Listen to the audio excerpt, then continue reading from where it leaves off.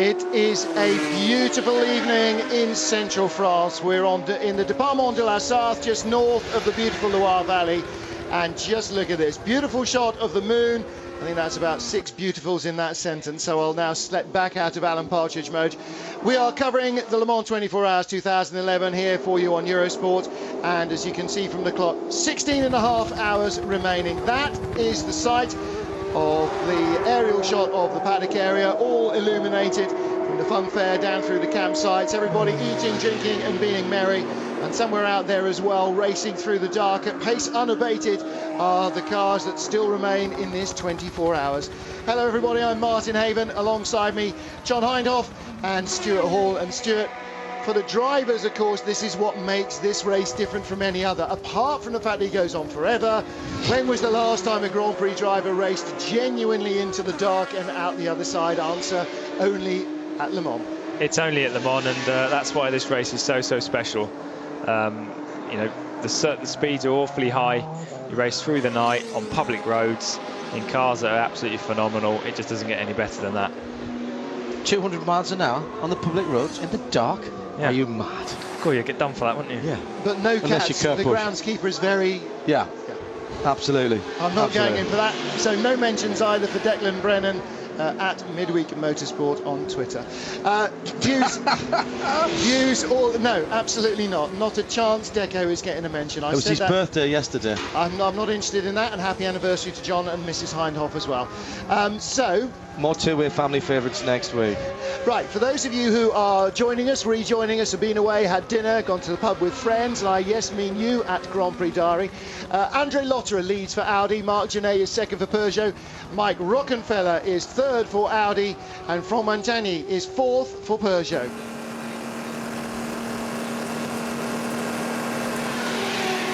Welcome to the Mulsanne Straight at night. Wherever you are watching, in the UK, in the USA, across Europe, in North and South America, in Central Asia, in Australasia, if you're in a hooky feed in the press room in Montreal, congratulations.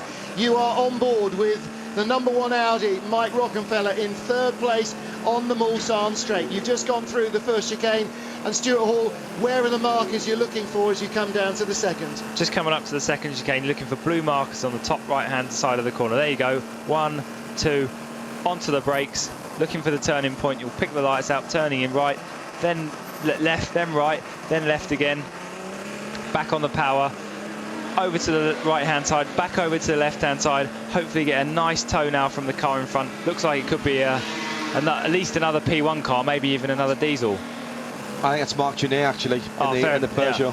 So now we've got two diesels you see very equally matched on a straight line. Maybe the Peugeot just a little bit quicker. Going through the right-hand kick, braking hard into Mulsanne corner, turn the car in over the curbs, get back on the throttle, over the exit curb. Exit is so important. There's a long run down to Indianapolis. Now in the dark, down to Indianapolis, best thing is count the kinks. It's very easy to get disorientated. One little bump on the entry, there'll be another one, then the next big kink will be Indianapolis. Long right-hander into a sharp left. And we're just cutting away now. I was enjoying that. I was getting into my zone there. You were, weren't you? Actually, I thought you were pretty quick. What we were looking at there from third place was the battle for second. That was Marc Genet in the Peugeot. Now, for those of you who haven't seen the beginning of the race or have been away or have missed bits and pieces, let's just bring this back up to speed as the battle continues, and Genet makes a mistake and goes straight on at Arnage. Unbelievable. They cut and then they come back, and we missed that. That is the change. Easier than having to pass him, isn't it, really? Just send him off to the chippy instead. So where is Marc Genet now? He's down on the skate road at Arnage. Yeah, absolutely. Now he shot straight off, and we are coming up to Indianapolis. So no, that's Porsche curves now, turning into the Porsche curves. Right, Genet's got going, just past the Lotus, and on his way, but he's given up that place very easy to Mark Rockenfeller there. Well, he didn't. He was fighting very hard for it, wasn't he? But he outbraked himself comprehensively. Now, Stuart, one of the things about this race, we're used to double stinting tyres. We've seen in the past they've triple stinted tyres. None of that wimpy malarkey this time. 4 stints on your tyres, please, boys, which means if, like Genet or Nick Minasian when he left the pits and flat spotted them with a half spin on lap 5, that means you've got another 3 hours to drive on those tyres, vibrating as they are, because they're not going to let you come back in and change them. So a major lock-up like that is going to cost that car, not for 1 lap or 1 position, but for maybe the next half hour or hour and a half, depending where he is on that cycle of stops. And Martin, that has a much bigger consequence than just losing that position, because with the ebb and flow of the pit stops, how it's been going with the Peugeots have got to keep that pace up, because they're doing that extra lap and being in the pit lane longer, and losing that track position there is much more than just losing one place on the track. That's going to take hours for that to run back round again.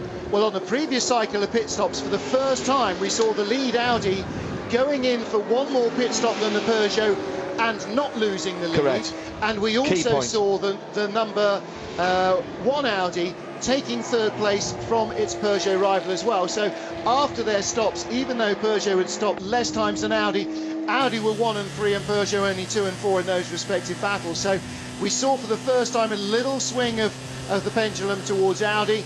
Now obviously the Peugeot got back in front on the road, but has since given that place away. So again, Audi's remaining 2 cars, remind you, only 2 left after Alain McNish's crash earlier on, are first and third.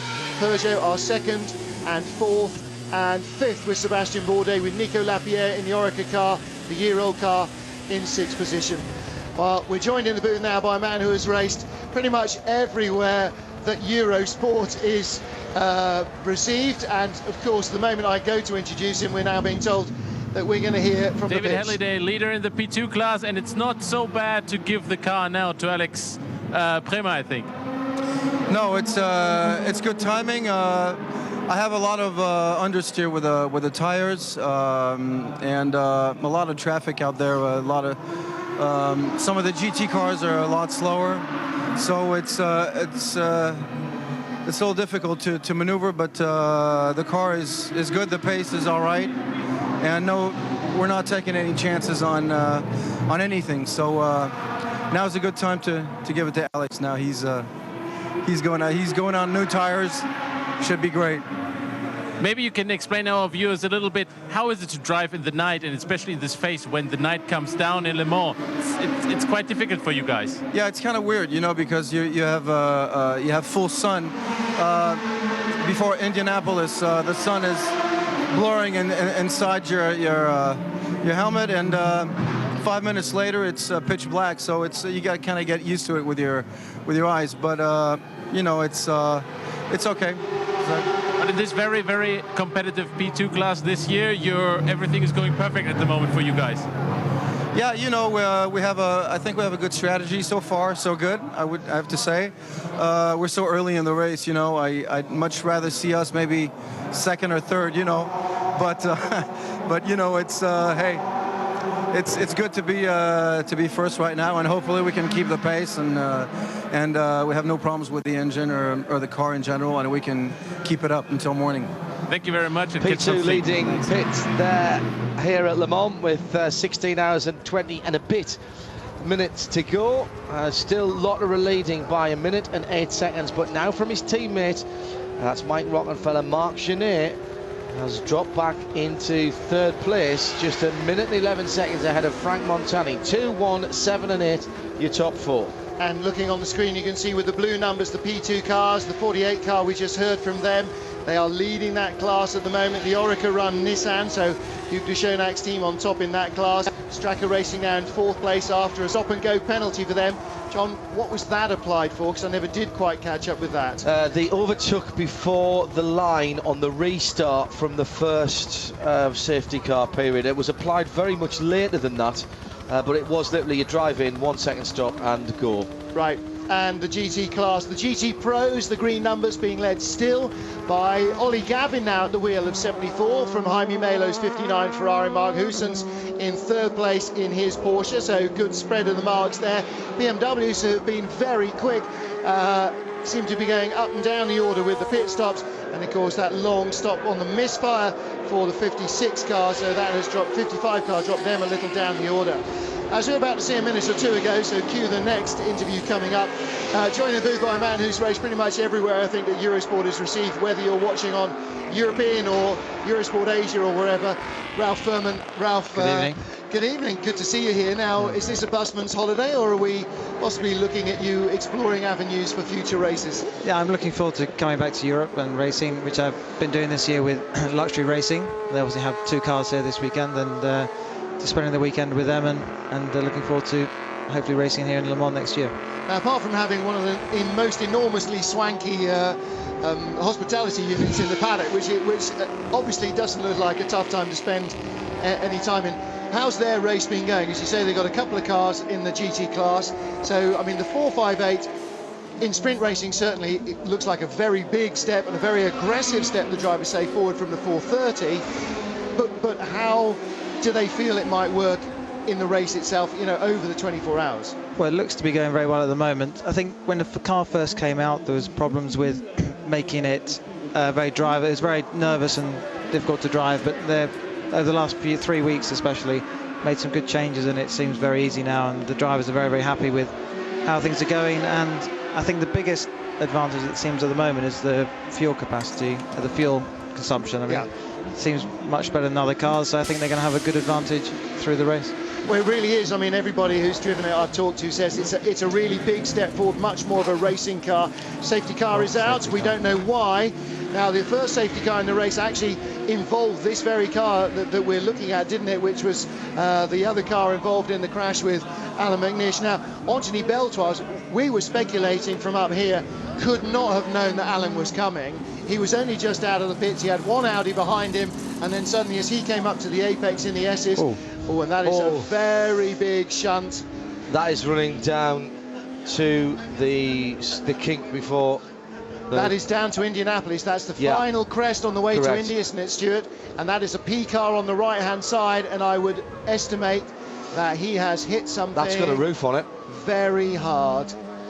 That's got a roof on it. I think that's everywhere. The 30. Is that the 33 car? There's impacts on both barriers on both sides of the road. And we will have to look as the cars cross the line. Of course, they won't do that for a while. Just who drops down the order quickly. Now, the Luxury Racing team are looking because their car has just left and is held at the end of pit road, obviously. In fact, it's not. He has gone, but he's not there. And he ain't at pit out, Ralph, so he's left before the looks like he's just lights have come out. Yeah. But, let's hope that everyone's okay involved in the accident. It looks pretty bad. Well, how ironic. We were just talking about the big accident that the 58 car had with Alan McNish's car, and another one has gone off. Big damage on the left-hand barriers, wreckage is on the right, and he has gone straight off there. That's a very fast part of the circuit. Stuart was describing it for us before, and he said, didn't he, it's very easy to get disorientated. You count the kinks there. Now, I think that's the second kink, which is flat, Stuart, isn't it? He's nodding behind me. And that arm core on the left-hand side in the Dumbrec sort of area is completely destroyed. There is a debris French behind that. Well, now this obviously is going to bring the race back under safety car conditions. We had that for about an hour, just about at the end of the first hour of the race. A second queue of cars passes underneath our commentary position here behind the safety car. And, you know, for any of you who have ever been to Le Mans, for those of you who have watched it on TV, even if you've only ever seen the Steve McQueen film of Le Mans, this is the moment that everybody dreads before information gets in as to who is involved. No team, except for maybe one, has any idea. Now, we know that it is not a Lizard's car. We've already had that from them, and nobody else has come up with an idea of who that might be. Somebody somewhere knows, and rescue vehicles are on the scene now, the medical cars. Of course, on an 8.5-mile circuit, Ralph, this is very different for any Grand Prix track, any other major racing circuit. You've got an awful lot of ground to cover, and so the medical cars sometimes are not, you know, in the best places. They go to the places where they're most likely to be used, but not necessarily. Car number one. That is car number one, Audi's number one car with Mike Rockenfeller on board, and there confirmation, I believe, from the Audi team. Now, you could suggest that that can possibly only have come from contact with the back marker at that stage. It was definitely a roof car when we saw it. That's why I thought it was the 33. I saw it being dark, and there's some concerned faces in the pit. Yes. And the car has come to rest on the right-hand side of the road. Yep. Or something broke is the other option. Let's hope. Well, that's the not other case. thing. It does look like it has gone straight on with the brakes on. You know, and if it is a single car incident with the brakes on, then it would suggest that the throttle was wide open as the driver was desperately trying to get it stopped. And I am looking here for some sign of the driver being out of the car.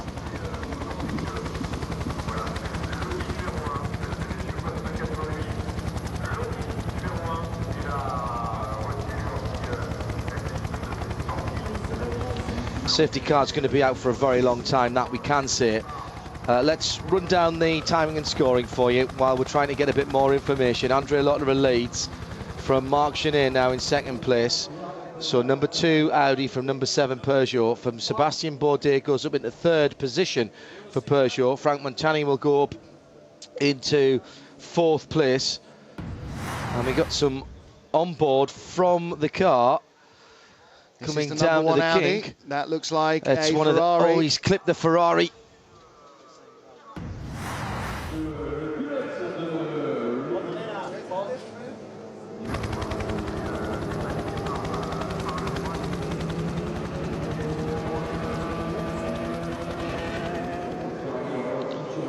In the P2 category, it's Pramac leads it in 10th position. From Tom Kimber-Smith now aboard the Greaves Motorsport 41. In third place, it's Luis Perez Companc in the Munchie sponsored 39 Picum Lola. Johnny Kane in fourth position, 15th overall, ahead of João Barbosa. They've been having a heck of a battle. Watch the replays for yourself, ladies and gentlemen, while I continue see the Audi to look. desperately flashing its lights at the Ferrari. It could see the gap was getting smaller and smaller, and he was fully committed to the inside there. That is an absolutely flat-out corner. And as you can see, the fire tender, the rescue vehicles there, the ambulance is there. So all medical attention and safety crews that could be are on the scene. And we will wait with bated breath, as you will, for any information. I'm afraid we cannot give you anything other than what we are seeing. If we do have anything at all, you will be the first to know. Well, obviously an identical accident to what Alan had as well. yeah. So, yeah, Well, let's hope. I mean, obviously the car proved it was very strong in the first accident. Let's hope it's just as strong in this one as well. Absolutely right. Very worried faces at Audi, very worried faces at Peugeot, very worried faces everywhere, because this is not something that anybody wanted to see after the remarkable escape of Alan McNish from his crash. And pictures from behind the safety car, you can see that it is still, as you head into the west, still relatively light in the sky. But there's an awful lot going on at the side of the track. And so our thoughts and prayers are with Mike Rockenfeller and with everybody down there for sure. Tom Kimber-Smith taking the Greaves Motorsport car through. Second place in P2. Let me run you down some more of the times and the positions at the moment, because we've got nothing we can tell you. You can see the same pictures that we are. In GT, Ollie Gavin leads for Corvette, the 74 car, with Jamie Mello in second position. Ollie on 105 laps, Jamie at the moment on 104, and I think there is, because of the safety car situation, quite some distance between those two now. Remember, 3 safety cars out on the circuit at any one time here at Le Mans. Mark Goosens is up into third in the Pro Speed Porsche. He's also completed 104 laps, and in the safety car train is only 5 seconds behind Jamie Mello. He has about a 5 seconds gap in front of the F Corsa 51 Ferrari of Giancarlo Fisichella, and then it's Beretta who's about another second behind them in the 73 Chevy Corvette. Well, no matter how many times you see that. The gap doesn't unfortunately get any wider for Mike Rockenfeller. And at that stage, I mean, Ralph, you know, you've raced a lot of GT races in quick cars with slower traffic out there, and you do plan where you're going to try and make your moves when you see the approach speed of the car as you're coming up behind him. You know where the gap is going to be, and you just occasionally you misjudge it, or he misjudges it, and you know, sometimes accidents like this are, you know, all but unavoidable. Yeah, unfortunately, these things do happen. I don't know, have we figured out which is the other Ferrari involved yet? No, I have to say, there's nothing else that hasn't come round, guys. I do have a slight feeling it might have been the 61 car. Yeah, I mean, obviously. But again, 71 possibly. I mean, again, it was the front of the Ferrari hitting the rear of the Audi, which is, you know, I think he should have seen in that case. Yeah, possibly. Certainly on that replay, you can see the Ferrari came across the central line. There is a dotted line in the middle of the road there. Now, he's going for his line, but he's got to be able to see those lights on the Audi coming behind him. Yeah, I think in the first accident with Alan, it was 50-50, but this time it's for sure it's...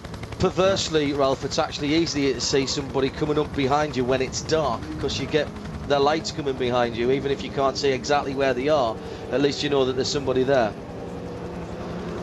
Well, we're going to go down to the Audi pit and Wolfgang Ullrich. Dr. Ullrich, give us the latest news. Yeah, the latest news, we don't know exactly what really happened.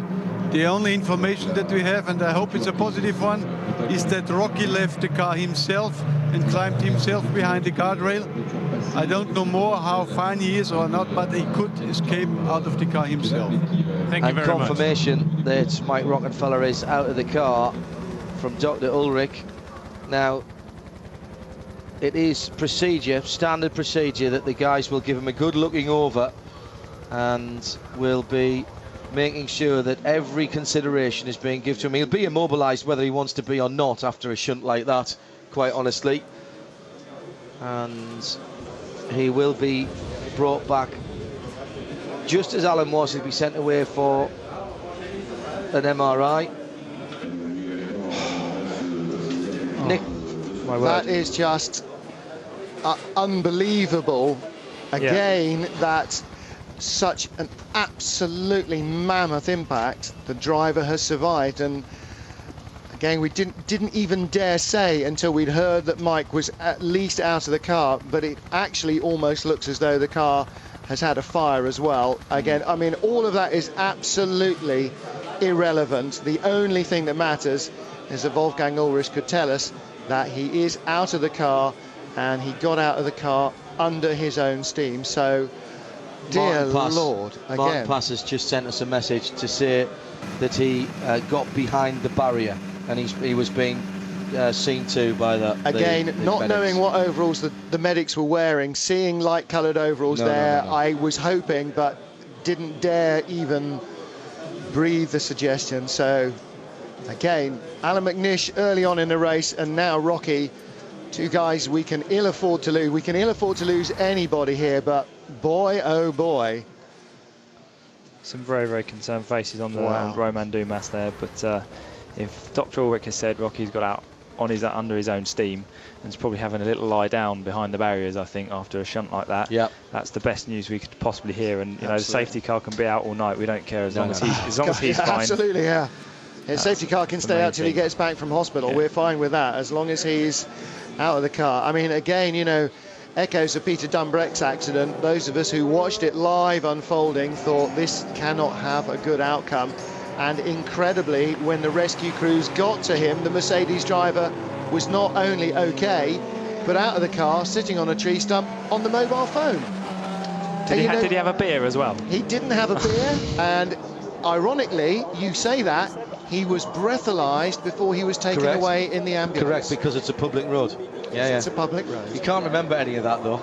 No. Talk to him about it. No, we also talked to him about all the various accoutrements he had with him in the car, but I don't think he believes us too much on those. But,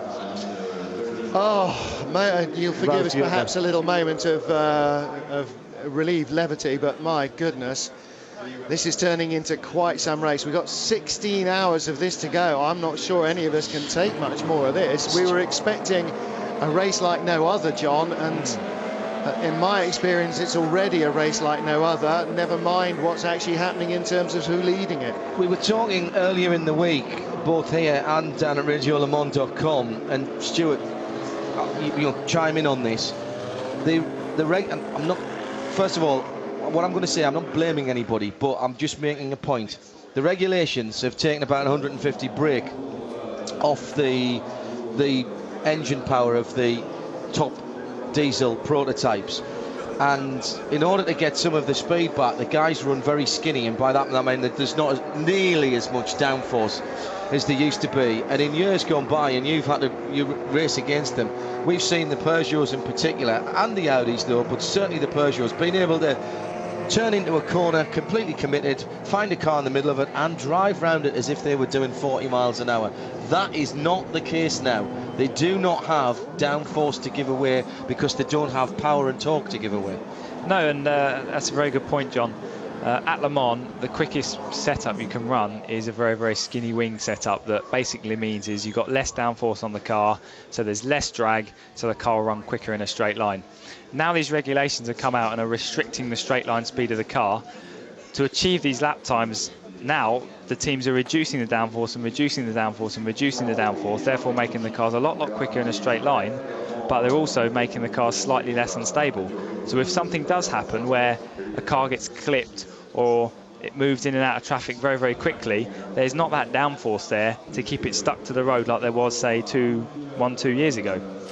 Whether it could be a contributing factor to what's happened, who knows, but making a car slightly unstable at 200 miles an hour is never the best thing. And what you're always going to find when people bring new rules out, teams are going to try and get around it, and they've brought new rules out to slow the cars down. So what we're going to do, we're going to make them quicker, and the way to make them quicker at Le Mans, even though there's things like the Porsche curves in Indianapolis, it's not the perfect part of the track. The perfect part of the track to make it quicker is down the straights because there's so many of them. So reduce the downforce, make the cars as slippery as possible so they get the speed down the straight.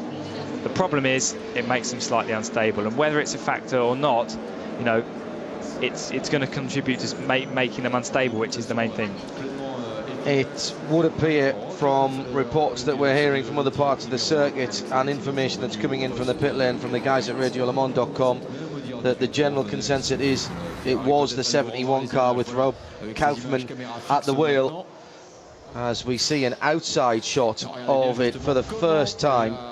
And that is fortunately not a manned camera, that's a locked off camera at this time of night, and that's why the camera didn't move. There wasn't a camera person on there normally would be, but as you can see from the debris that went up, and at that point there's nothing going on other than the car being a very expensive sled. Well, we saw some pictures early on, didn't we, of race control, Daniel Poissonneau and all the other guys, and their massive wall. You think that's what we're looking at? We're looking at 2 TV screens, and we've got 2 little TVs with the timing screens on. They are the guys with the bank of monitors, the wall of TV cameras all around this 8.5-mile circuit, and one of those, a remote camera. It is a CCTV only for race control. It's never normally used for broadcast. We have the host broadcast has its own cameraman here, and you can see the ambulance on its way back now. And I'm sure, again, as Tom Christen said to us earlier, Alan McNish is going to be the colour of his national flag, dark blue tomorrow.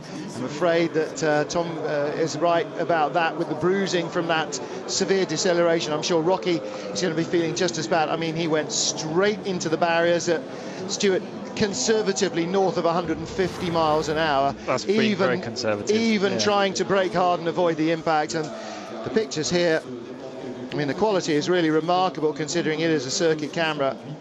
But again, No, Martin, I think that's a locked-off camera. I think they've taken somebody off the podium there. I think you are quite possibly right. Again, from the onboard view, we talked about Alan McNish's accident, and Stuart, you said it at the time, the more bits there are flying off, the less energy there is around the driver, the less hurt he is going to be.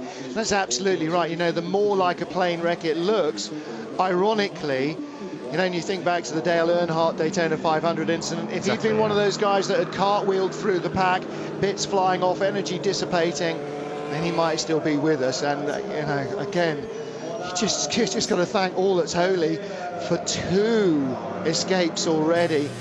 You've got to thank the guys at Audi for building a strong car. These cars are in the same way as a Formula One car, they're all designed around a safety cell, and the toughest part of that car is a safety cell, which the driver sits in. The engine's bolted to it, the wheels are bolted to it, the gearbox is bolted to it. So when there is an accident, those bits are designed to come off and absorb energy when you hit the wall. So when some accidents look incredibly spectacular, there's not the energy in them to hurt the driver, because the energy is being dissipated with the bits falling off.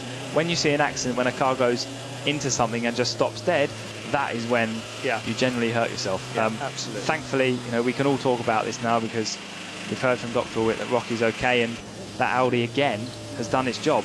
All power to the guys in Ingolstadt. The cars stood up. It's very easy to say he's got to be careful in traffic, he should take his time. There is no time to be taken. They're here to win this race. They will not win this race by lifting off every time they get into traffic. 2 doors are down at Audi, and I'm just wondering now whether Wolfgang Ullrich does what Mercedes did several years ago and says, okay, do you know what, guys? I think this is now where we say we've ridden our luck.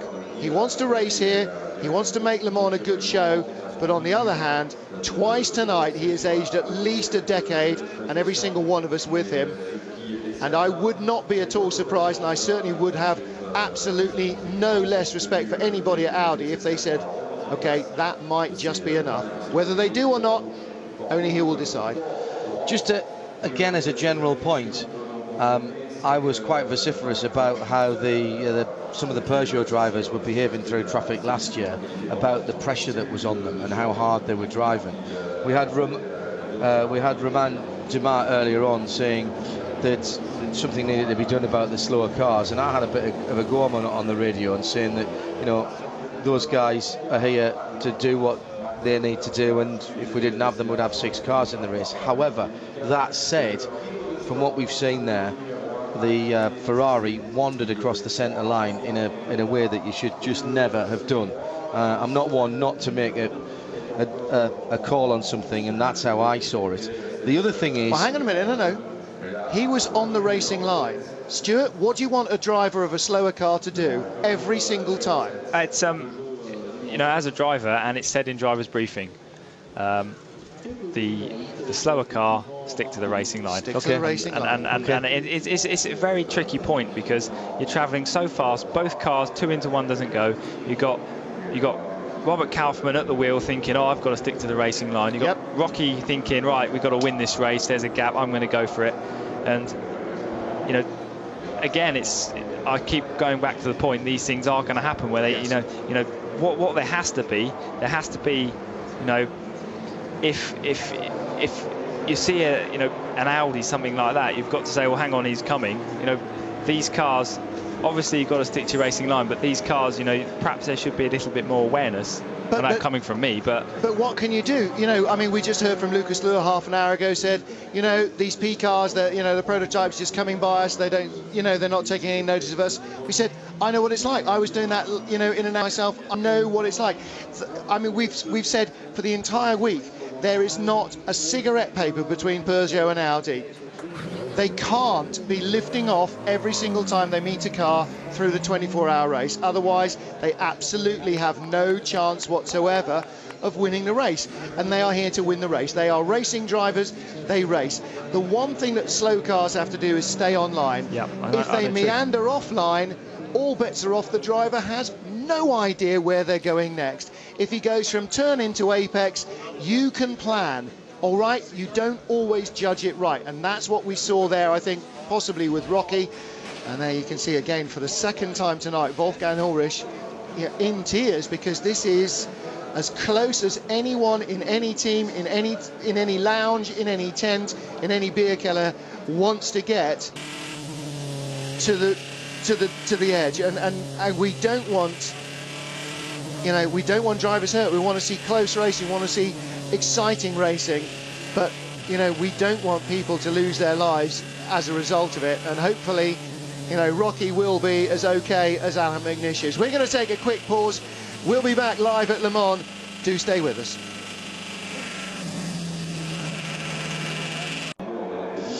Well, we're on a second full course caution for our second major incident here at Le Mans 2011 in the 79th running of the world's greatest motor race. We've had two impossibly hard impacts from two of the Audis while they were charging up through the field. First it was Alan McNish, who had his car roll into the Armco at the Dunlop, just after the Dunlop curves, and now Mike Rockenfeller, whilst trying to pass what we believe was the 71 AF Corsa car with Rob Kaufman at the wheel. Again, the slightest of contact between the rear left of Rocky's car and the front of Rob Kaufman's car has sent the Audi at unabated speed into the left-hand barriers. It then pinballed across the road on the run-down, very fast stretch on the run-down from Mulsanne to Indianapolis and Arnage. The car unrecognisable pretty much on the right-hand side of the road. The good news is from Audi, and this has come from both Dr. Wolfgang Ulrich and Martin Pass, and indeed even Dindo Capello tweeting this now, that they believe that Rocky has not sustained serious injury. Dr. Ulrich going so far as to say that he believes Rocky got out of the car himself. I'm not certain about that, to be quite honest. John, the ACO have just confirmed Rockenfeller got out himself and that he is okay. Unbelievable. And they're bringing him back to medical centre just for a quick check over. They've also confirmed it was the 71 AF course car, as you said, Rob Kaufman, which moved across onto its path. I quite agree with you what you were saying. I think the onus is on the overtaking car, but in those sort of conditions, Rockenfeller was flashing him from 100 metres back. The guy should have stayed where he was. But he did exactly what he was told to do in the meeting. He stayed on his line. Yeah, but then he closed the gap, and that was it. I think, I don't agree with Martin that Audi should pull out now. I think Audi should make sure they're going to win this race now, just to make up for this. Andre Lotterer has been an absolute star tonight. I mean, we saw this with Frank Montani last year for Peugeot, but tonight Lotterer has been the real star. The times he's been putting in so consistently, those banging in 29s all the time. And the great thing, I don't know if you know, you probably talked about it, but the Michelin Challenge down the bottom, the Green X Challenge, it was the 7, 8 and 9 cars, the 3 Peugeots that are leading at the moment. Because of less pit stops. Less pit stops, they're good on fuel, and they got so much less drag. They've got these wings set so low. And what Audi were telling me, what they reckon, Thomas Voigt from Audi saying they worked out it's through Porsche curves that Audi have been making up all the time, because they're so much quicker in that sector. And that's why Rocky doesn't want to lift off on the fast parts of the circuit, because otherwise he loses too much time. I'm getting a deluge of information in from various people, including other drivers who aren't here, and whilst they understand what people are saying, they are raising the same concerns as Romain Dumas did earlier, and as one or two other people did, about some of the amateur drivers that are here. I don't know. It's a difficult one to call. It's very easy to speculate, isn't it? Well, and the other thing is, Damien, you know, what do they tell you? What do they tell the guys in the amateur cars? They say, stick to your line, stick to the racing line, let the guys go around you. Well, yeah, true, but I mean, I think Mike had to take avoiding action there, and I think it was when he put his 2 right wheels on the grass. Yeah, obviously lost traction, pitched him the other way. So you know, it's very difficult, and like I said at the beginning of the race, it's going to be very interesting. These Audis have these LED lights which are super powerful, and it almost disorientates the GT drivers because it illuminates the cockpits. Most of these cockpits are white anyway, and with these lights coming up, so it may be very difficult to tell, actually, with the lights being so powerful, how close he anticipated Mike Rockenfeller to be, you know. So obviously not on purpose, but of course needless to say. But you know, the law of averages, this thing is bound to happen with cars that are, you know. But Damien, this is part of the reason that all drivers have to do these 3 night laps here. A, to get used to the track at night, and B, to get used to the traffic in the dark. It's probably not enough, to be honest. Probably not. You're quite right there. Most people do a damn sight more, Yeah. in fairness. We've heard from home that apparently McNish's accident made all the main news bulletins as the lead item tonight. ITV, Well, Channel 4, BBC. Apparently, the TV news has been flooded with it. It was like, it was like a plane crash, as someone said earlier. It was. Just thinking back to Spa and to Mike Newton's accident, we've seen a lot of very, very big impacts. Mike Newton coming down from 186 clicks to 0 in less than 4 metres after he'd been hit by Pedro Lamy. But interestingly, that, as I think back to that, as Lamy came out of Pouhon, very similar type of accident, Mark, where Lamy was coming out of a fast corner, trying to keep his speed up, came across a slower car, albeit this time it was a P2 car, and yeah, too much speed difference. And the other thing is, he couldn't change his line. He was committed to it, and he just didn't have the ability and the downforce to give away that these diesel cars have had in previous years. We're still under yellow flags here at Le Mans for 2011. Mike Rockenfeller, we're told by that man rubbing his chin, Dr. Wolfgang Ulrich, has got himself out the car. Eva Maria Vetha, the head of Audi PR, will be giving us some more information as soon as it's there. That's a concerned face from Dr. Wolfgang Ulrich, from Rocky's teammate Timo Bernhard with his hands on his head there. Reinhold Jost is in there, and that's a couple of Audi board members as well who are in the pit lane, and that is a meeting of the minds if ever there was one. Don't forget, in all of this, there is still an Audi leading in the hands of Andrea Lotterer, the pole-sitting car. The pole-sitting car hasn't won here since 2003 in the hands of Tom Christensen. Marc Genet second. Sebastian Bourdais, where have we got that from? In third place, 2, 7 and 9. This is going to take some time to clear up, but don't go too far away from your television set. We've got full coverage live from the centre of France. More Le Mans next on Eurosport.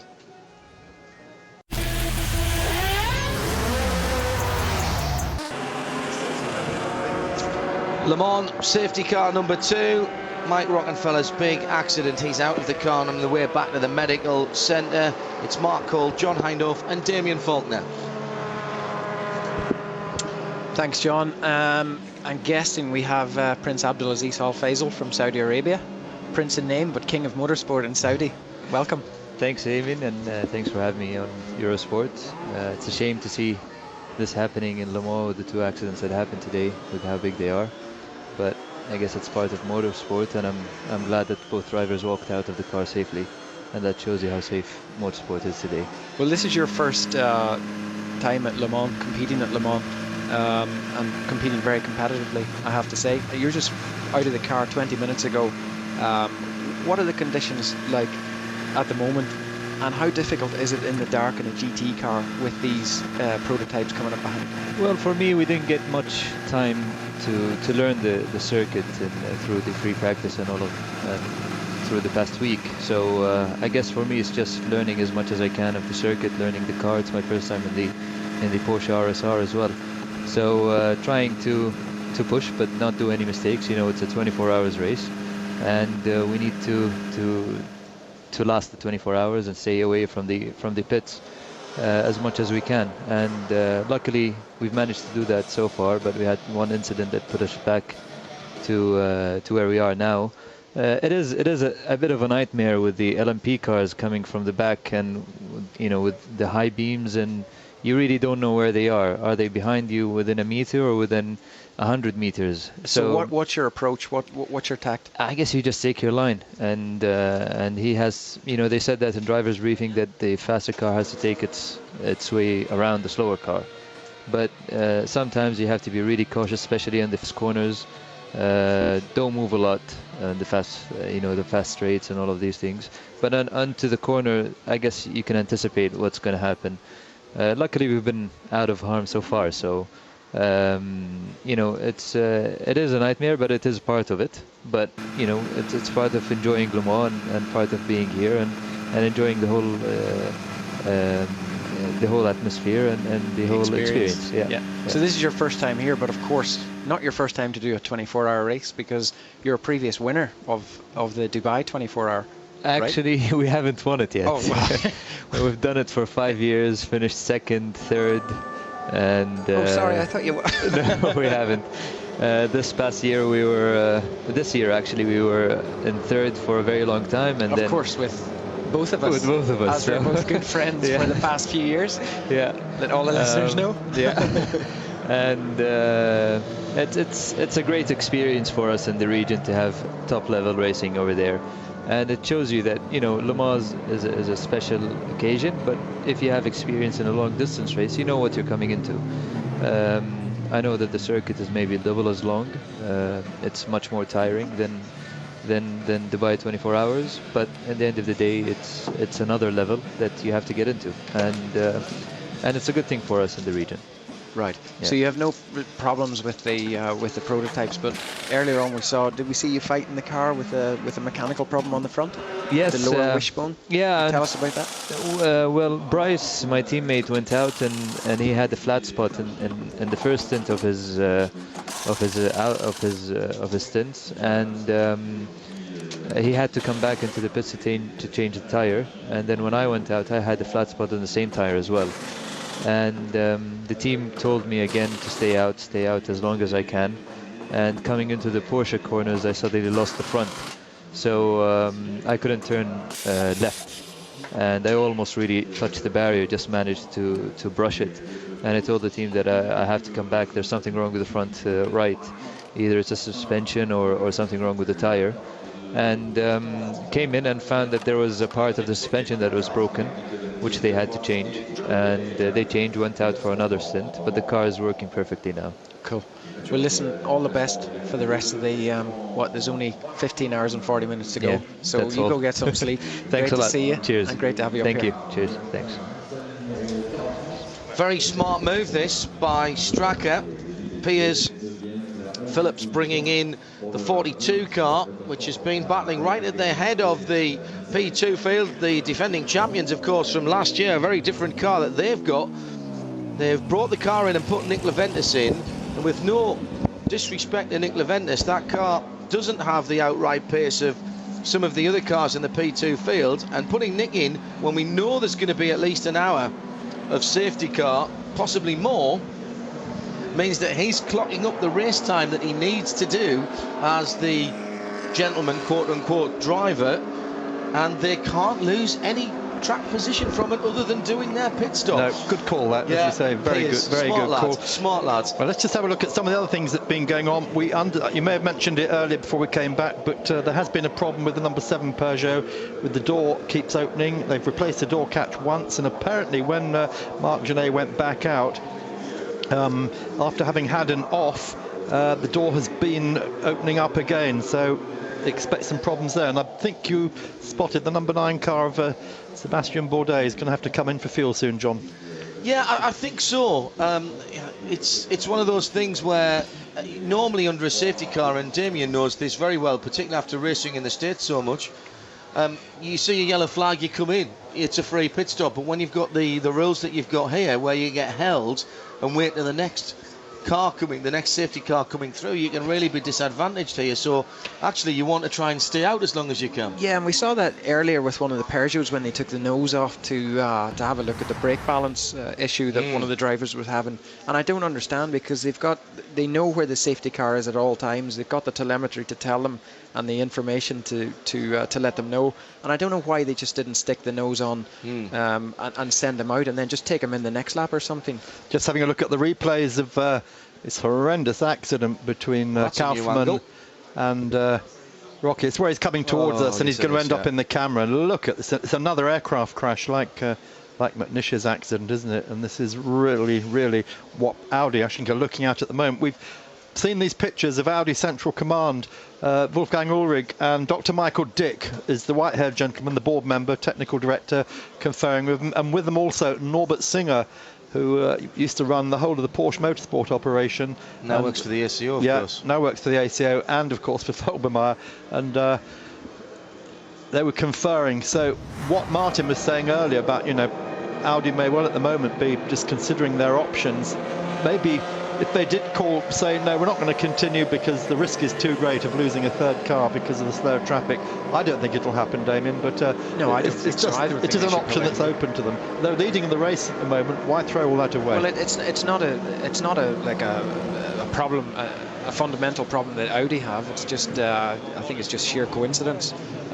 Both slower cars, okay, both Ferraris and both times an Audi, but the law of averages, it's bound to happen sometime with slower cars, faster cars, circuits dark.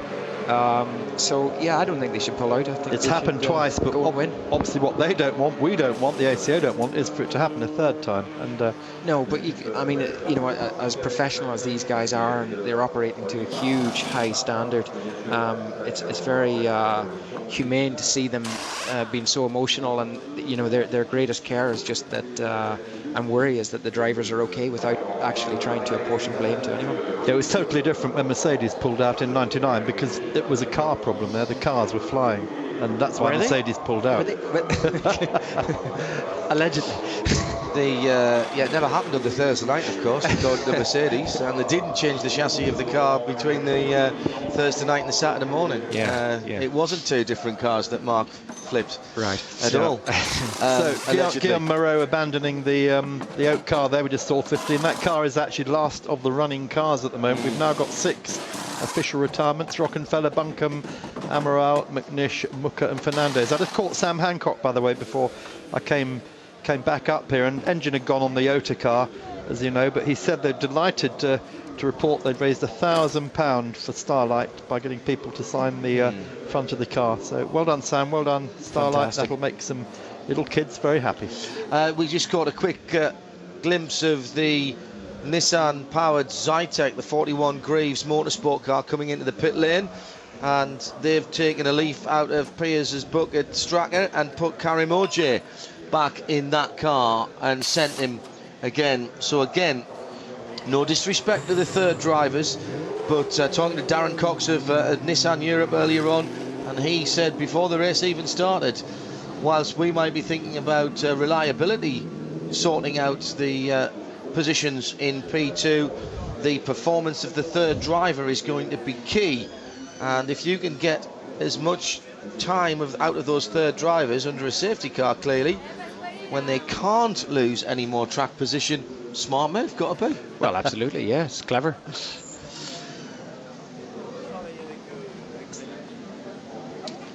So down to that pit in a moment's time. Let's go down there now. We're with the running second car in the P2 category, Tom Kimmer-Smith. How's it going for you guys? Quite well, I think. We're sticking to our own plan. There's a car, the Orica car seems to be very quick at the moment, but we're running very consistent times at the moment, and hopefully, we'll close the gap up. The safety car there was a bit disappointing. I hope Rockefeller's okay, but we were closing the gap slightly, so let's see how Olivier does, and hopefully he'll do a good job. How were your impression from the crash scene? You passed it with the car. Well, all I saw was very little of the Audi left and about a 10-foot hole in the Armco. So, it was a big crash. Thank you very much. The last time that we had a long safety car period, as we see again, these horrific incidents, the images from the incident, the last time we had a long safety car, the Audis did very, very well indeed. Timo Bernhard did 16 laps within that safety car period. I'm not sure how few actual cylinders are being used by the diesels when they're driving around, but this is a great opportunity, of course, to play a bit of a tactical game again where you can't lose any positions on the track.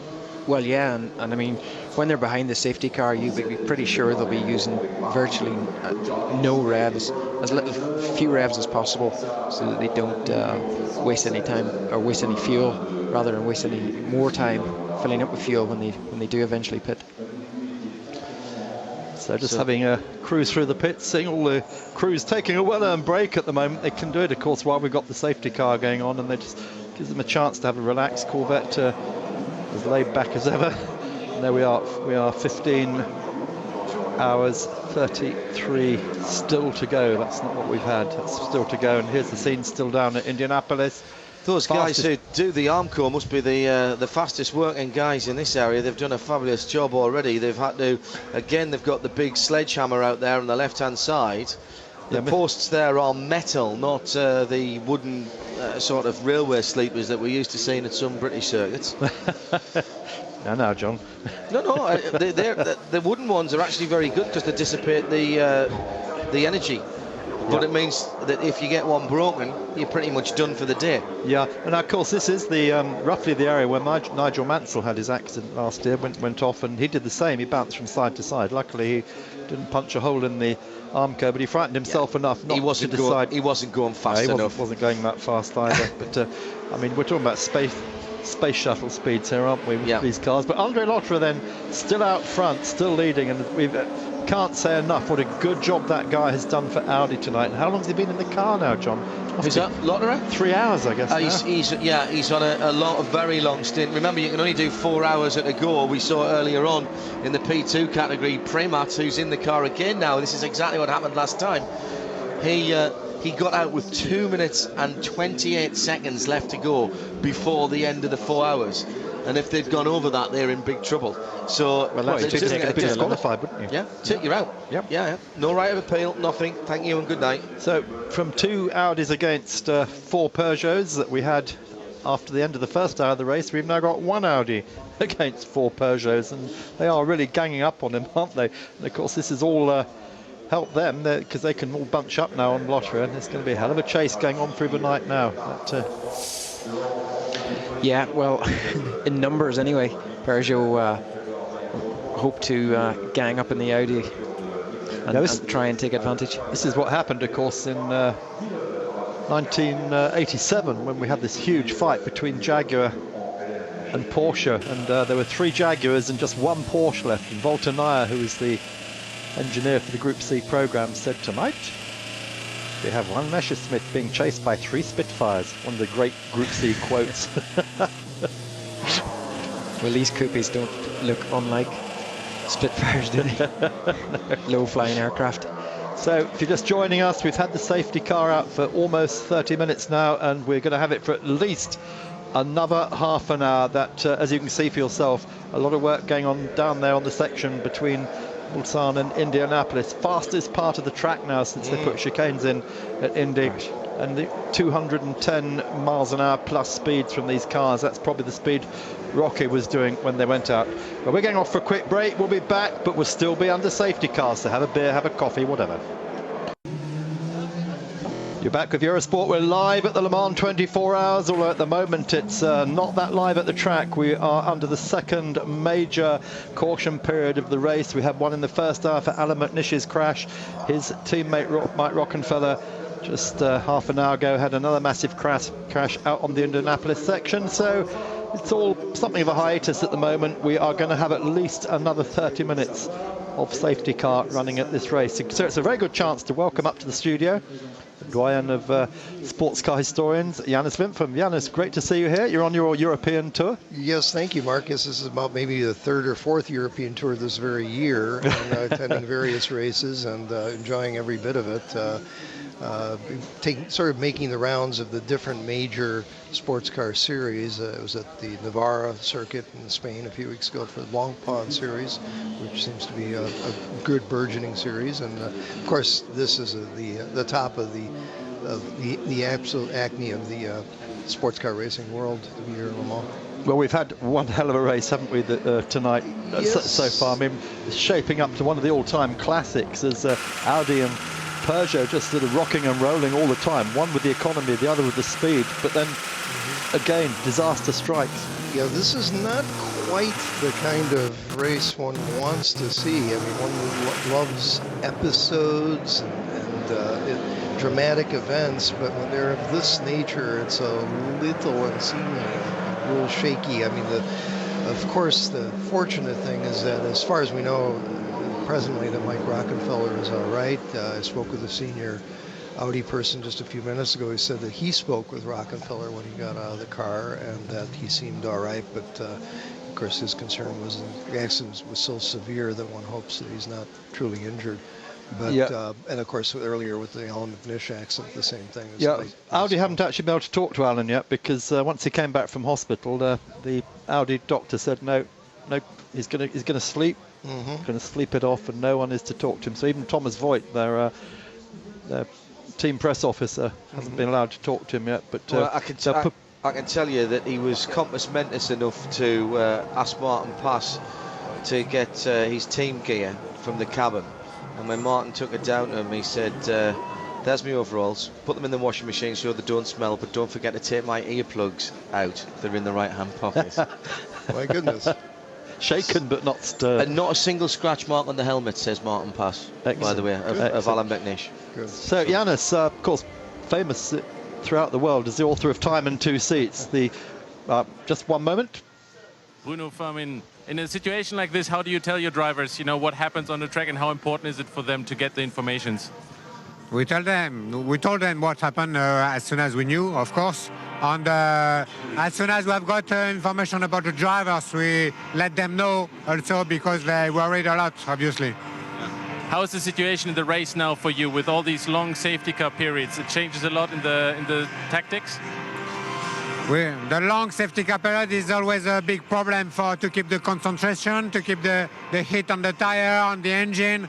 It's a very frustrating period, but we have to relativize with what happened with those two big crashes. Then the race situation is a little bit complicated for us. It remains only one Audi, but it's first and it's fast. Then it remains 2/3 of the race. It will be still very long for sure. When can we expect the Peugeots coming into pit? We don't know. It depends on how long will be the safety car. Maybe we shall have to come to pit. If the race will start at midnight, as it's expected now, maybe we shall not have to pit. Thank you very spotted, much, John. I think that number 9 car definitely is going to have to come in. So Yanis, just going to mention your tomes of motor sports car racing history, Time and Two Seats, still a top seller. Well, thank you very much. It's of course at this point it's selling in the remainder trade, as it were, quite well, and I'm happy with that, and I'm very proud of that. And it's interesting to reflect back on the things that I wrote in there and how this race relates to races in the past. It's quite dramatic in the sense that, as you were saying before, that this has been a sprint race of all sprint races that there ever has been. I mean, we're hoping to have 3 versus 3 sprinting right to the end. We're obviously not going to have that, but still there's a tremendous amount of drama here ongoing with regard to the fact that the remaining Audi is leading and doing quite well, and has been doing quite well on their tires as well. The tire issue has been quite interesting, is that seemingly they've been quadruple stinting their tires, which is quite a dramatic development from years past. But I think what's astounded us, the Michelin Challenge, before this accident, was showing the 3 Peugeots as leading the challenge at the moment. And you think of the speed and the times they're doing, yet they have been the most fuel-efficient cars on the track. Right. Of course, earlier the Hope hybrid was leading. But Hope has faded, unfortunately, and so now we have the old guard, as it were, of the Michelin X Challenge leading that particular classification. Yeah, we're going to put you on the spot. I mean, Chris Parsons, one of our colleagues who was the FI coordinator for the World Sports Car Championship, told us tonight, he said very, very strongly that we would never allow GT cars to mix with Group C cars because of the speed differential. What's your take on that? You're meaning with the prototypes? With now, yeah. With the prototypes. Now the prototypes are up to Group C spec. Right. Well, we're obviously seeing that today, and that seems to be, it's not a definitive situation right now, but we have speed differential issues here. Now, the prototypes themselves have been slowed down to some degree, and or at least, but that in itself causes some problems, because then you might take a little bit of an extra chance to lunge ahead, and then maybe again I would say the jury's out on this, so I'm not arguing definitively that that's what we have here that is a possible contributor to these two big accidents. But the speed differential is certainly an issue. On the other hand, you cannot have world-class endurance racing without the mix of prototypes and GTs. That's just the nature of this type of racing. A certain amount of speed differential, a certain amount of difference in driver quality is going to be an issue. One, of course, doesn't want to let any of that go in any kind of extremes. Good answer there, Janis. So, time and 2 seats. Is there another volume on the way? Right now, the first item in the agenda, I just completed a book on the history of the Elva mark, which has been cooking for some time, and it's finally done. It will be released middle of August. It's right now being printed as we speak. And so that was the first item of the business to get that done. It has, as usual per my standards, it has a massive appendix of some 14,000 results of Elva cars. And also, it's, I think, will be of benefit to a lot of people who are interested in various levels of club racing. Yep. John? Frank Baylor driving one of the safety cars. They're running out of fuel on that Audi, so they've had to bring out a replacement safety car, which is waiting to pick up the field as they come back around. They've been out so much by the look of it. And no one thought to fill it up between them. It could possibly be the case, but we couldn't possibly comment. So, Janis, I hope the rest of the race goes safely. When do you head back to the States? After the Nürburgring 24 hours. All right, so you come to the Nürburgring with us, eh? Oh yes, I'll Excellent. be there for that. That's for those of you out there who have not been and have an opportunity to go, I strongly urge it. It is an experience like no other in motor racing. Well, I'm sure John will twist your arm and get you on Radio Le Mans there. Right, it's always enjoyable. He knows where to come. We've got a cocktail bar next to our studio there. Right. And of course, most of our friends from Audi are going to be there as well. That's right. Weekend. I mean, it's an excellent lineup this year with just factory entries all throughout, and then of course just really a wonderful mix. Yeah, well, it's like this. It's another four-way battle, but without the Corvettes, isn't it? It's Audi against BMW, Porsche, and Ferrari. Yes. Yeah, Ferrari did quite well last year, so that would be quite a battle with 210 starters, which is amazing. You can add Aston Martin to that this year because the new Zagato is running in the top SP8 class, and that's a prototype for them. I think just trying to prove that car for next year when they go for an all-out victory. I think that's going to be a very interesting battle with the two cars. So it's not only Frank Bieler running out of fuel, we're starting to get cars in now, do need topping up, and here's the Pescarolo, the number 16 car. So as Bruno Fleming was alluding to, this really changes one's strategies. Yeah. Janis, thank you very much for joining us, and look forward to rest of your. Thank you for all the reporting on dailysportscar.com, by the way, which we're faithfully reporting every word you write here tonight. Thank you. Great website. Thank you. Thank you. Yeah, as Janis says there, John, dailysportscar.com is essential website for anyone who enjoys sports car racing, just as Radio Le Mans and Eurosport are essential listening and viewing for sports car fans. So Damien Faulkner, John Hindhoff and myself, Mark Coe, we're the team taking you through to the witching hour of midnight in 15 minutes, at which time we hope that we might get some racing action again. So, Mark, it's probably worth mentioning about the safety car there and the issue about fuel. You know, the safety car is the only car, or is it 2 safety cars out tonight? Yeah, 2 safety cars. Those are three safety cars. Those are the only cars on the circuit right now that are driving flat out. So they're using more fuel than probably all of these other cars. It's true. Good point. I mean, they're not racing cars. No. So all of these racing cars are just going what around. Speed do they have to maintain? Is there a set speed? It's controlled, and it's quite difficult, as you can imagine, Mark, to keep 3 of them at roughly the same points on the circuit. And it's basically controlled from the Starship Enterprise at the end of the pit lane, so and they tell each of the individual cars they join at the same place and leave at the same place, each of the 3 cars. So if they pick the leaders up in the middle of the Mulsanne Straight, that's where the leaders get the green flag when they eventually go back to green. So, well, they obviously have to be going fast enough to to keep all these prototypes cool. Right, now you probably haven't noticed, we haven't noticed certainly, but BMW have slipped right off the leaderboard. Both cars apparently have had misfires. The 56 car particularly, but 55 they cured it, but it's been having attention to the front end, and apparently while it was in there, the team have done a brake change. Let's go down to the pits, another interview. Ulrich, the latest news about Mike Rockenfeller. Yeah, the latest news is he was brought to the medical center. There, people could talk to him, had communication with him, and we will bring him now to the hospital to make a complete scan check, because you can't give any information before you have done that. The race car, the monocoque, was broken, or was it still in one piece? I don't have the pieces, but he left the car himself. How did you see the accident now?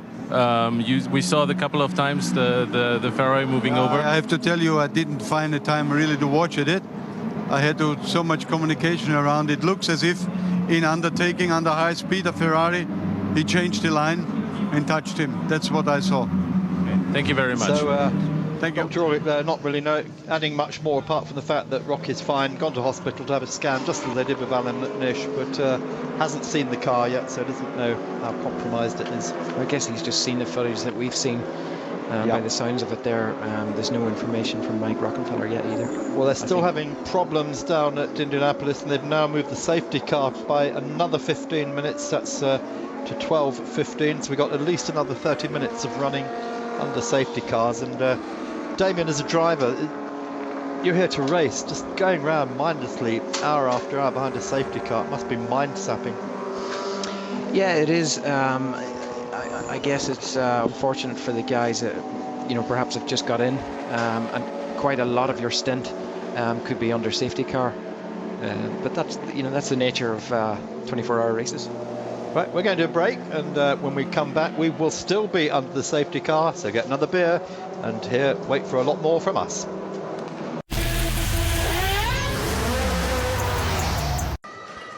We're back on Eurosport. This is the scene in the pits at the Le Mans 24 Hours at the moment. Not a lot happening. The safety car going into its second hour of running. But Jörg Müller, racing for BMW, he's down in the pits. Let's go and see what's happening there. Jörg Müller, the BMWs are running in P7 and 8 at the moment. You had some troubles out of the track. Yeah, I mean, the field is really competitive. There's about 10 cars which can do roughly the same lap times, and if you have a small problem like we had today, you will fall back. So I had a puncture, so I had to come into the pits to change the tire. And then we also had a little bit of an electronical failure, so small things, but that brings you immediately 2 laps back in Le Mans. But compared to last year, where is the car this year? How competitive are you guys? Well, definitely more competitive than last year. We got a bigger restrictor because last year we were very slow in straight line. So our straight line speed has improved, and we also worked on the chassis over the winter time, have a new aerodynamic, and the car feels pretty good. Also the development with Dunlop worked really well, so without the mistakes we would have been competitive. I mean, it's not mistakes, it's bad luck at the moment. How is it for a driver when you pass a crash scene like this? You see the heavy impact there was, you don't know exactly what the driver, how the driver is. How do you work with this? Well, I believe in the safety of motorsport, and I don't, I think that our engineers, they do everything for the safety of the drivers, everything for the safety of the circuits. So I hope everything is okay, and I'm quite sure it's a very safe car where he was sitting in, so keep fingers crossed. Okay, coming back to your race, when are you getting back into the car? Depends on. Normally 1:30, but depends on how long the safety car is taking now.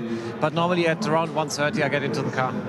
Thank you very much. You're welcome. Well, we're just working with our marker of doom, the famous Eurosport marker pen, taking out more people. 6 of them now officially retired. What we haven't heard about is the 71 car that was involved in that accident with Mike Rockenfeller. Is he on the track? Yeah, Kaufman's back on the track running. So nobody from that team are talking to anyone at the moment. Cara de Vlaming is their PR, and Radio Le Mans have been hanging around there for quite some time trying to get some kind of quote, but they seem reluctant to say anything. I think based on the fact that the ACO report on the website was placing the blame firmly on Anthony Beltoise for the McNish accident, which is daft because it wasn't. And I think they're just sort of not talking to anybody at the moment and getting on and doing what they do, which is the cars out on the track and they're just getting the laps in, which seems reasonable to me. Right, one of the lizards back in. This is one of the two cars that's showing all the flags of the outright winners for Porsche of Le Mans since 1951. Amazing colour scheme, isn't it? Flying blizzards this year, not lizards. Have you seen that Stefano Telly has started something? He signed his flag on the right rear quarter panel on the back of both cars, and now at least a couple of the other drivers who are here have signed their flags on the cars as well. Right. I was trying to look there to see if the Derek Bell one that's just above the mechanic's head on the left-hand front Michelin there was signed. 16 wins for Peugeot, for Porsche, yeah. In that time, yes, Peugeot can dream about that. And all those wins, of course, engineered by Norbert Singer, who is here, as you said tonight, an advisor to the ACO, amongst others. So just don't let the car go out yet. There's another driver wants to come and sign his flag. Just wait. Marvellous great. stuff. I mean, isn't it lovely? We love the lizards. Everyone loves the lizards. They just get it, don't they? Since the year they came here with cannons and fired their T-shirts across the track into the crowd. That was Pete Barron and Baum as well, of course, did that. Yes. Yeah, same thing. They just get it. Team with charisma. Yeah, fairly young team, but you know, obviously young team in terms of the team itself, but a lot of very. That's how young they are. Yeah, a lot of very experienced people in that team, including Thomas Blum, who calls the strategy for the cars. They don't look too experienced, those little guys. First time they've had two cars here, though, gentlemen. Yep, that's a great move, isn't it? So Seth, I think it means also it's given the chance to Seth Neiman not to have to share the professional car, and that's been great help to Lizards, all professional in the pro class. So not much happening. So we're going down to, did you say Pescarolo, they say? Yep. Henri Pescarolo, you're running second in the Petra class at the moment. How difficult is it for the driver now with all the long safety periods? You know, we are really together with the two Rebellion Toyota, and it depends of the stop for the refueling, you know. So I think we were leading just before we stopped now. It was not too bad because we stopped on the first safety car and we went back on the track on the second one. So now I think Prost will do the same. It's a big fight between us. What's the tactics over the night? What do you tell your drivers? How should they approach this night? We saw already big accidents this year. The same thing than since the beginning. You know, we have to be very quick because the two Rebellion are very quick too. So, but we must take no risk at all. Is what I ask them. As you saw, you know, anything could happen. So. They must be very careful, but at the same time, they must be very quick. So it's why I like to have very experienced driver like I have, and it's anyway difficult, you know. In general, we are going into the night now. How do the drivers cope with the fatigue in the car? Oh, it's about the same, you know. You have just to be a little bit more careful when you catch a car at a very high speed, because the lights are so powerful that the slow cars could not evaluate how far you are behind. It's what happened to the Audi, you know. So you must be very careful in those very quick part of the circuit when you catch a slow car. You know, it's very difficult. Thank you very much. Pescarolo, perhaps the most respected, most loved of all the Le Mans entrants. He is Mr. Le Mans, and great, thanks for talking to the Henri. So in comes the Matt McCann, Nick Lapierre, handing over. Is he going to hand over? I didn't notice if it was a driver change or not. Did you, Damien? I didn't see. I was just thinking about Henri Pescarolo there. Driver. It was amazing to see the reception he got. He was interviewed on the grid before the race. Yeah, and he was like a superstar. They were going mad for him in the crowd. Right. Well, we're going to take another switch. So get on your button. We're leaving Eurosport 2. Go to British Eurosport, and we will be with you after this break. So don't forget to change over. The whole of the 24 hours live in Britain this year. We'll be back in a minute. Midnight is just approaching.